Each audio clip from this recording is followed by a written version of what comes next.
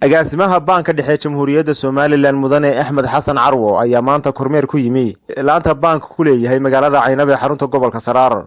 Ujeedada kormeerka agaasimaha guud ayaa ku qotantay xogwal noqoshada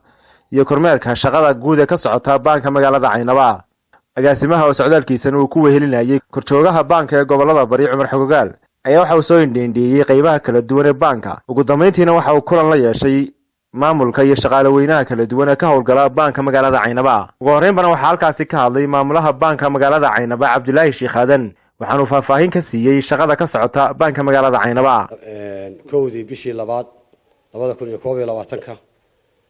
waxaanu halkan isugu nimid xaflad gaar ah oo aynu ku munaasabad u qabanay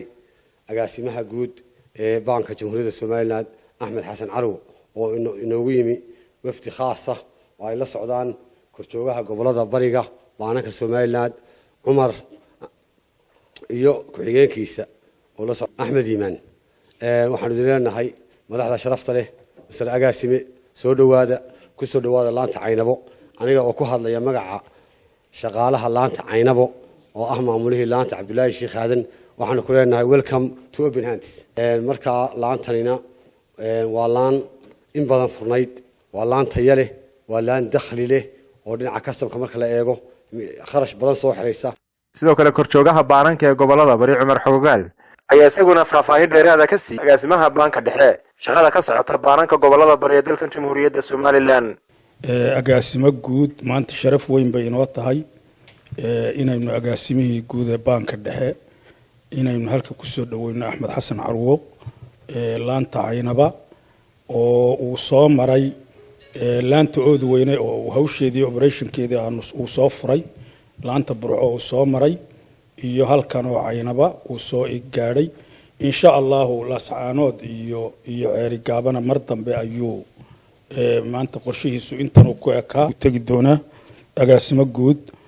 laantan Caynaba ku soo dhawow aad iyo aad baan ugu faraxsanahay inaan kugu soo dhaweyno laantani 2011 bishii Abriil baa la furay marka aniga qiimo gaar ah isee leedahay maamulihii furay baan ahaa laantan shaqaalihuna ilaa iyo waqtiga waxa sii jooga iyo shaqaalaha dib ka soo biirayba waa shaqaale banka ka tilmaaman.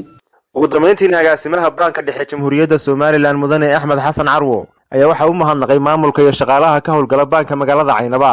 waxaanu kula dardaarmay inay laba laabaan shaqada culus ay u hayaan bulshada gobolka Saraar. sharaf weyn bay tahay inaan maanta joogo Caynaba lamaha magaca leh waliba dhulka weyn lagu xisaabtamay kastamada badan leh dakhliga leh fiican baa ka mid yihiin waana ta keentay la yiraahdo hal la dhiso laan cusub idinkoo waliba si fiican u cusub ah hadana laanka qurux badan oo ka wanaagsan oo kulli waa aragteen baan maleynaya Oodweyne sida ay tahay bay ahaanaysaa dhismahaasi waxa la yiri waa inuu maxaan ku yiraahdaa si walba waa inuu weekaada dhismaha caynkaasi kama yaalo Hargeysa kuma yaalo Burco kuma yaalo Berbera kuma yaalo Boorama kuma yaalo intaas oo ala magaalooyinka ka waaweynaa mid kaliya ma laha laakiin nasiib u yeelateen Oodweyne markii la dhisay baa la yiri Caynabana ha raacdo وجعله إن شاء الله تعالى بشنا رفول الدوام ما بيش الدم والدمبين مركا هرمر وين وحق بانان كابين وقادني وحبا اللي نقول باهي هنا وحوي هدي إنه خرجنا بدن قالين إنه ينقونا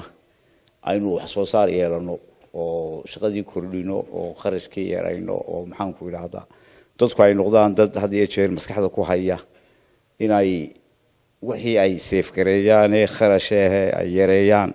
faa'iidadeeda inuu wadankeena galayo iyaguna ay wax ku leeyihiin oo marba banku sidoo u macaasho ayuun wax ka heli karaa tartan baa jira laamaha ah jaamac boodacde warbaahinta qaranka Soomaaliland Caynaba.